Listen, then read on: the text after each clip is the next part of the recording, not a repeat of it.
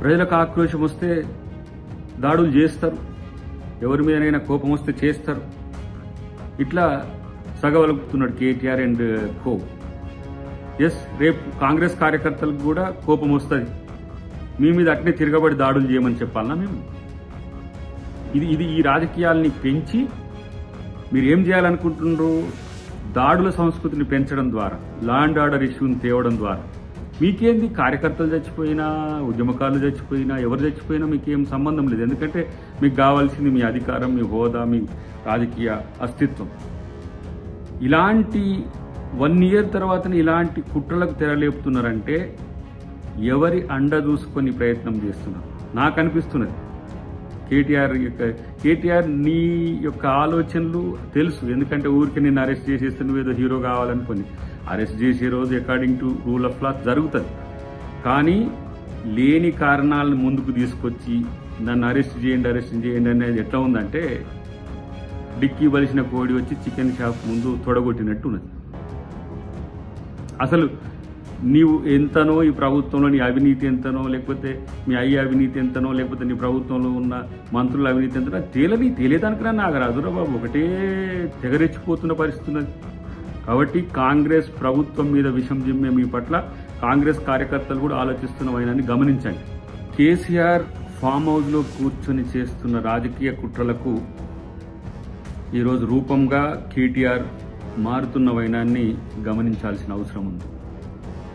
పూర్తి చంద్రముఖిగా మారిన చంద్రశేఖరరావు తన కొడుకును అస్త్రంగా ఈరోజు తెర మీదకి తీసుకొచ్చి 2 టాస్కులు, ఒకటి పొలిటికల్గా ప్రభుత్వాన్ని ఏ విధంగా బదనాం చేయాలి, రెండవది తన కొడుకుని ఎట్లా ఛాంపియన్గా తయారు చేసుకోవాలి.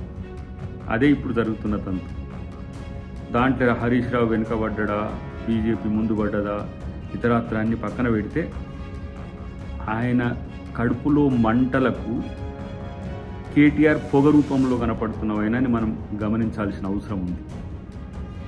సంవత్సరం కాకముందే ఏ రకమైన కుట్రలు చేస్తే మళ్ళీ మనం ప్రజల్లో ఉండగలమని చెప్పి ఇలాంటి ఒక పనికిరాని చెత్త టాక్టిక్స్తో ముందుకొస్తున్నారు. అధికారుల మీద దాడి చేసి కూడా సమర్థించుకునే స్థాయికి దిగజారిన మిమ్మల్ని ఏమనాలనో అర్థం కావట్లేదు. ఏ పదాలు తిట్టినా వేస్ట్. ఎవడైనా ప్రభుత్వంలో ఉన్నోడు రాజ్యాంగబద్ధంగా ఈరోజు వచ్చిన ఆఫీసర్ మీద దాడి జరిగి దాన్ని ముందు ఖండించాలి.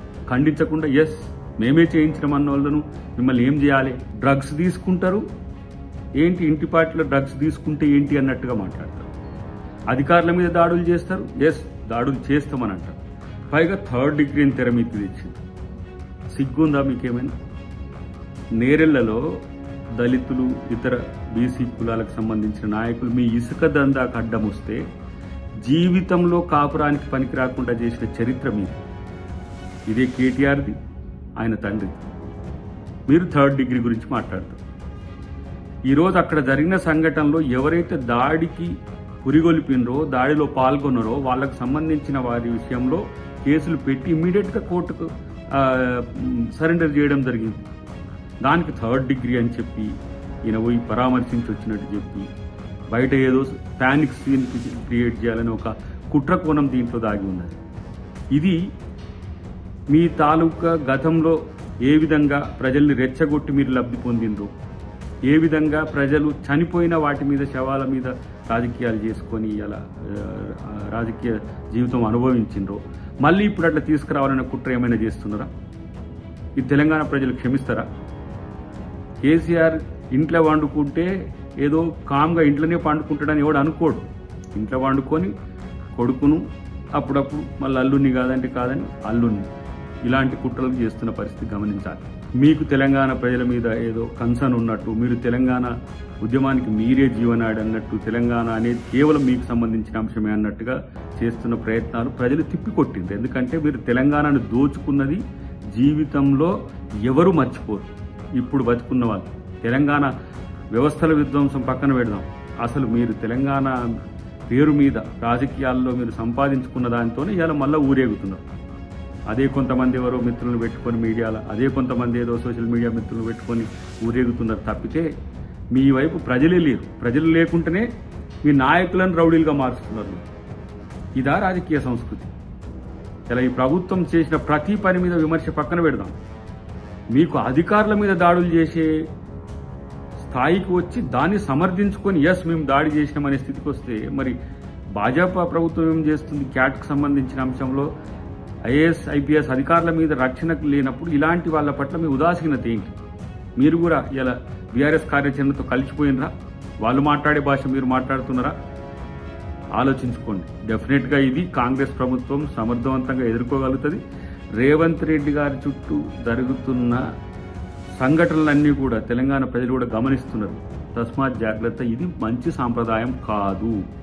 ఇలాంటి పరిస్థితి వస్తే తెలంగాణ ప్రజలు డెఫినెట్గా తిరగబడతారు.